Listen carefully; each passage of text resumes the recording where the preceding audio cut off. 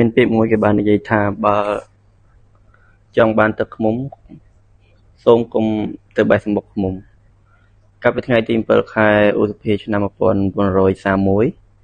ទិដ្ឋភាពដេញចាប់អ ுக ្រិតជនមួយបានធ្វើឲ្យផ្អើលអស់មនុស្សម្នាពេញទាំងក្រុងញូវយ៉កដែលគេមិនធ្លាប់បានឃើញពីមុនបន្ទាប់ពីសមត្ថកិច្ចចាប់អស់ពីសប្តាហ៍មកអ្នកលេងកាំភ្លើង2 Gowley ឃាតករប្រើកាំភ្លើង2ដើមជាមនុស្សមិនចេះជក់មិនចេះផឹកត្រូវកងប្រដាប់អាវុធព័ទ្ធចាប់នៅជុំវិញផ្ទះគូកំណាន់នៅវិថី Wisden កងប្រដាប់អាវុធ150នាក់បានឡោមព័ទ្ធបន្ទប់ជាន់លើអគារដែលជាកន្លែងលាក់ខ្លួនរបស់អ ுக ្រិតជនអ្នកលេងកាំភ្លើង2នោះបាន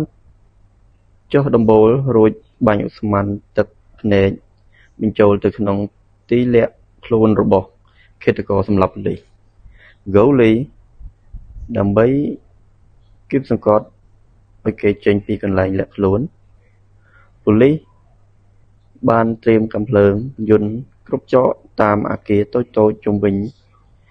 ទីលាក់ខ្លួននោះស្នូរកាំភ្លើងដៃនិងកាំភ្លើងយន្តបានលាន់ចម្រុះគ្នាអស់រយៈពេលជាង1ម៉ោងហើយលាន់ក៏ក្រាក់សង្កត់ដ៏ទំនើបបំផុតមួយនៃទីក្រុងនេះ Gowley ពួននៅក្បែរកៅអីមួយដែលមានបង្អែកដុកក្រាស់បាញ់តម្រង់មករកប៉ូលីសដោយមានប្រជាពលរដ្ឋជាង 10000 នាក់តាមដានលើព្រឹត្តិការណ៍គួរឲ្យព្រឺព្រួចនេះជាឆាកប្រយុទ្ធដ៏គួរឲ្យភ្ញាក់ផ្អើលមួយដែលគេមិនធ្លាប់ឃើញនៅទីក្រុងញូវយ៉កបន្ទាប់ពី Gowley បានហើយអគ្គនាយកនគរបាល EP Barone បានធ្វើសេចក្តីប្រកាសថាជើងខ្លាំងកាំភ្លើង2នេះជាជនអន្តពាលដ៏គួរឲ្យខ្លាចបំផុតដែលមិនធ្លាប់មានពីមុនក្នុងប្រវត្តិសាស្ត្រក្រុងញូវយ៉កគេនឹងសម្លាប់មនុស្សសូម្បីតែរឿងបន្តិចបន្តួចក៏ដោយប៉ុន្តែសួរថាតើអ្នកលេងកាំភ្លើង2 Gowley មើលមកខ្លួនឯងដូចម្ដេចយើងអាចរកឃើញការពិតពីរឿងនេះនៅពេលប៉ូលីសកំពុងបាញ់ស្រោចតម្រង់ទៅលើទីស្នាក់នៅរបស់គេសរសេរលិខិតមួយច្បាប់ទុកឲ្យបុគ្គលជាប់ពាក់ព័ន្ធដែលខណៈពេលសរសេរលិខិតនោះឈាមពីមុខរបួសរបស់គេបានស្រក់មកលើលិខិតជាប់ស្នាមពណ៌ក្រហមក្រមៅគេសរសេរថា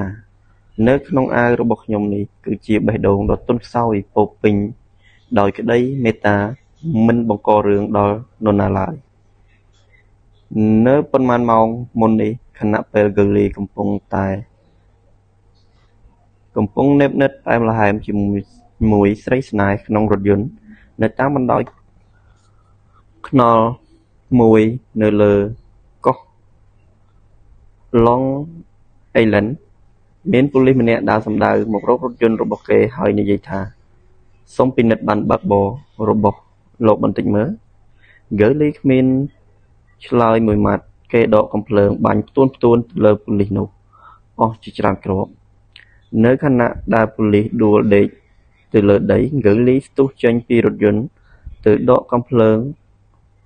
revolver ពីប៉ូលីសនោះហើយបាញ់បន្ថែមទៅលើរាងកាយដែលដេកស្ដុកស្ដឹងរបស់សមត្ថកិច្ចរក្សាសន្តិសុខជូនប្រជាពលរដ្ឋនោះមួយគ្រាប់ទៀតគឺអ ுக ្រិតជនសម្លាប់មនុស្សនេះហើយដែលសរសេរលិខិតមួយនេះនៅក្នុងអាវរបស់ខ្ញុំគឺបេះដូងដ៏ទន់ខ្សោយពោរពេញដោយក្តីមេត្តាមិនបង្កបញ្ហាដល់នរណាឡើយទីបំផុត Gowley ត្រូវតុលាការកាត់ទោសប្រហារជីវិតដោយកៅអីអគ្គិសនីនៅកំឡុងពេលគេបញ្ជូនយកទៅមន្ទីរឃុំឃាំងសឹងគេនិយាយថាតើនេះគឺជាលទ្ធផលនៃទោសសម្លាប់មនុស្សរបស់ខ្ញុំឬមិនមែនទេវាគ្រាន់តែជាលទ្ធផលនៃការការពារខ្លួនរបស់ខ្ញុំប៉ុណ្ណោះ ចំណុចសំខាន់នៃរឿងនេះគឺអ្នកលេងកំភ្លើងពីរគឺលីមិនទទួលកំហុសដែលខ្លួនបានប្រព្រឹត្តទាំងនោះទេតើនេះជាផ្នត់គំនិតចម្លែករបស់ពួកអ ுக ្រិតជនឬប្រសិនបើលោកអ្នកគិតថាវាដូច្នោះមែនសូមស្ដាប់តាមសម្ដីដូចតទៅនេះខ្ញុំចំណាយពេលក្នុងជីវិតអស់ជាច្រើនឆ្នាំក្នុងវ័យដ៏ផុសផង់របស់ខ្លួនផ្ដល់ក្តីសប្បាយរីករាយដល់អ្នកដទៃជួយឲ្យពួកគេទទួលបានឱកាសល្អៗតែផលដែលទទួលបានមកវិញគឺការស្ដីបន្ទោសនិងត្រូវបង្ក្រាបពីសមត្ថកិច្ចនេះជាសម្ដីរបស់ Al Capone បុគ្គលដែលធ្លាប់ជាសត្រូវថ្នាក់លេខ1របស់ពលរដ្ឋអាមេរិកជាមេជនអន្តរពាលគួរឲ្យភ័យខ្លាចរបស់ពលរដ្ឋនៅក្នុង Chicago ពីមុន Capone មិនទទួលស្គាល់កំហុសរបស់ខ្លួនទេគេបែរជាចាត់ទុកថាខ្លួនមានគុណសម្បត្តិដល់អ្នកដទៃតែមហាជនបែរជាយល់ខុសហើយរមើលគុណដាក់ខ្លួនទៅវិញដូចគ្នានេះដែរ Dot Schultz ជនអន្តរពាលដ៏ល្បីល្បាញម្នាក់ទៀតក្នុងបណ្ដាញជនអន្តរពាលល្បីល្បាញបំផុតនៅញូវយ៉កមុននឹងគេអស់ជីវិតដោយស្នាដៃជនអន្តរពាលដូចគ្នាក្នុងទីក្រុងនេះគេបានផ្ដល់សម្ភារដល់កាសែតមួយថាគេបានបំពេញប្រយោជន៍ដល់មហាជនហើយគេមានទំនុកចិត្តថាគេបានធ្វើដូច្នោះមែន